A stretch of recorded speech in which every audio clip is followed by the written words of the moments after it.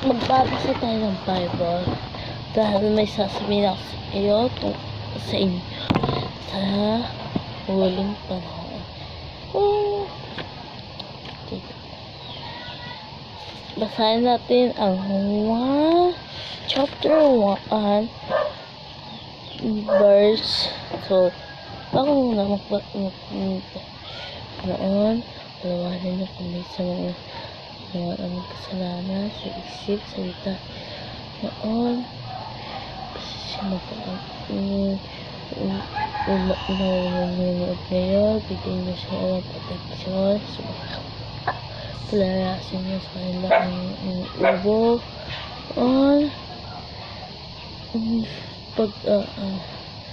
pag-aaral po yung mga bata, pag nagtatrabaho mo ang mga pamilya nila, magulang, bigyan niyo sila ng magandang trabaho sa kanila sa inyo. Dito sa 1 chapter 1 verse 2, ganito nakasulat. Ngunit ang lahat ng tumagat at nananalig sa kanya ay pinakalooban niya ng karapatang maging anak ng Diyos.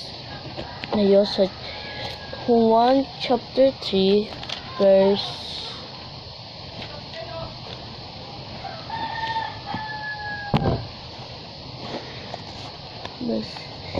16, ganyan na lamang ang pag-ibig ng Diyos sa sanlibutan, kaya ay binigay niya ang kanyang bugtong na anak upang ang masumampalataya sa kanya ay hindi mapahamak, kundi magkaroon ng buhay na walang hanggan. Kailangan itanggap natin si Kristo sa katawan natin. Pero kakatanggap ko lang ngayon kay Kristo dahil napanood ko yun sa mga tungkol sa Bible. Ganyan. Kailangan nyo talikuran ang mga kasalanan nyo. Dito sa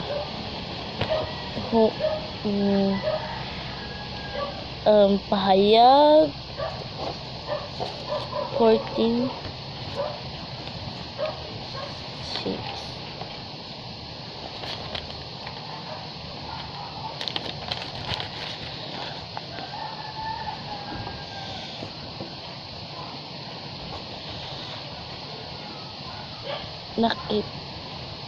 Nakita ko ang isang pag-anghel na lumipad sa kalawakan, dala ang malayo na mabuting balita upang ipahayag sa mga tao sa loob sa lahat ng bansa, lipi, wika at bayan. Sinabi niya ang malakas, matakot kayo sa Diyos at purihin niyo ang kanyang katikilaan. Kailangan natin purihin ang Panginoon. Kita niyo dito. Nakasulat dito sa Bible. Kaya pakinggan niyo sa sinasabi ng mga inyong pastor o pari, mga ganyan. Kung Kristyano kayo, Katoliko, Muslim, born again, kung anong leyon, dapat hindi rin yun. Hindi relasyon sa Diyos ang kailangan para maligtas tayo. Tingnan natin dito sa Old Testament na sa Exodus chapter 20 hanggang sa dulo.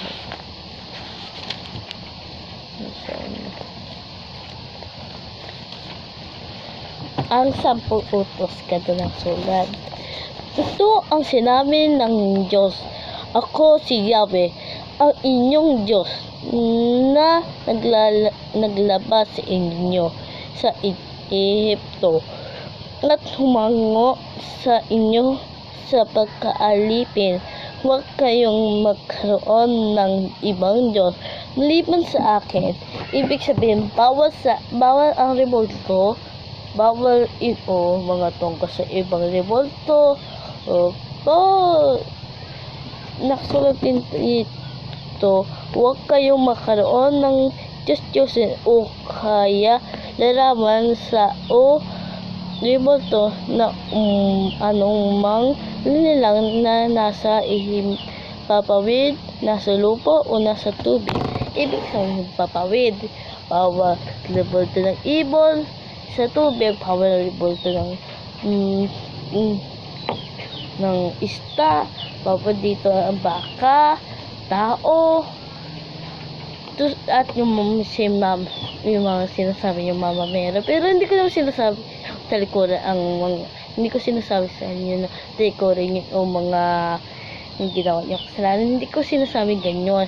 Ibig sabihin, manampalataya ka lang kahit ng buong puso at buong kaluluwa. Ganyan. Bawal din yung revolto ng Diyos. Pero hindi ko nga sinasabi na talikuran yung mga linya nyo. Kung ano rin kayo, paala kayo. Kung hindi ka manampalataya, hindi ko alam na kung maliligtas kayo. Basta, manampalataya na kayo buong puso at buong kaluluwa. Nasa pagtala. Huwag kang yuko o maglilikod sa alimang sa mga Diyos-Diyosan. Iyan sapagkat ako si Yahweh ay mapanibuhuin. Parusahan ko ang lahat ng ayaw sa akin, pati ang kanilang mga anak hanggang sa ika-4 na salinlahi. Ngunit ang lahat ng ibig sa akin ay pagpapalain ko hanggang sa kanilang kaapo-apuhan. Huwag niyong papangiitin sa walang kabuluhan ang pangalan Yahweh, sapagkat paparusahan ko ang sinumang bumagit nito na walang kabuluhan. Itala nyo sa akin ang araw ng pamamahinga. 6 na araw kayong gagawa ng inyong gawain, at ika-7 araw ay araw ng pamamahinga. At itatala nyo ang akin sa ika-7 araw, walang gagawa isa man sa inyo, kayo ang inyong mga anak, mga katulong, ang inyong mga hayop o sinumang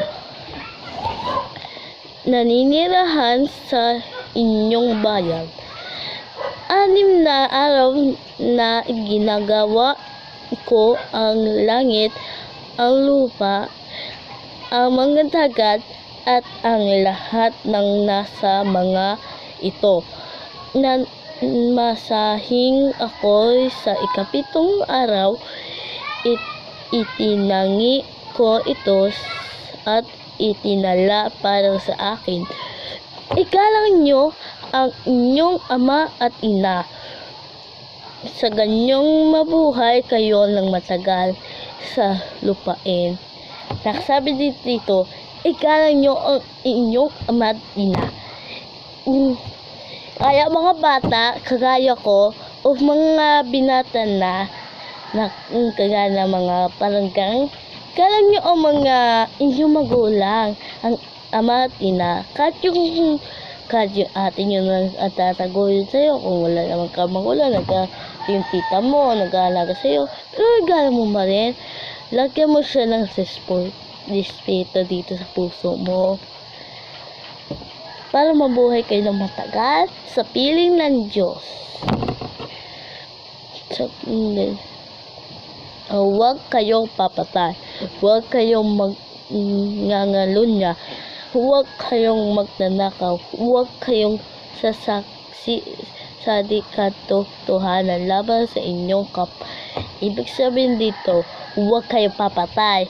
kagaya ng mga napag-iilit o napang-rib, mga ganyan. Mga ngalon nyo magtatalik sa iba, kad may asawa ka na. Huwag yung gagawin yon, kamalian nyo sa Diyos. But ito, huwag kayong magnanakaw. Dahil masama nga ito, pwede kayo mapakulong dahil sa pagnanakaw nyo, kaya pwede kayo mamatay dahil mahulihin kayo ng mga pulis. Yun. Pati huwag kayo sasaksi sa di katotohanan laban sa inyo. Ibig sabihin, huwag kayo sabihin kung ano, huwag nyo papakinggan yung mga ibang tao na yung laban sa iyong kapwa. Ganyan, huwag nyo pakinggan sila. Papakinggan nyo yung mabuting aral na yung sinasabi ng Bible na ito. Huwag nyong pag-iimputan ang sambahayan ng inyong kapwa, ang kanyang asawa, mga alila, mga baka, asno, o ang anumang ibig sa pag-iimputan, pag-aakitan, yung para gusto mo sa iyo na lang yun, yung isang bakay, kagaya ng baka, asno, o anumang pag-aadi niya. Ganyan ang nakasulat dito. Kaya makinig kayo. Okay. Manalangin tayo sa Diyos. Panginoon, ulit kami nananalangin sa inyo ng buong katapatan, buong puso at buong kaluluwa. Noon sa pagwawash ka ng video dito, sana mapagkinggan ng mga tao ang tunay na inang pagmamahal niya. Bakit Panginoon, salamat dahil di nyo kami iniiwan noong pa man. Salamat Panginoon. Thank you so much. Amen. Bye bye. Subscribe na lang po.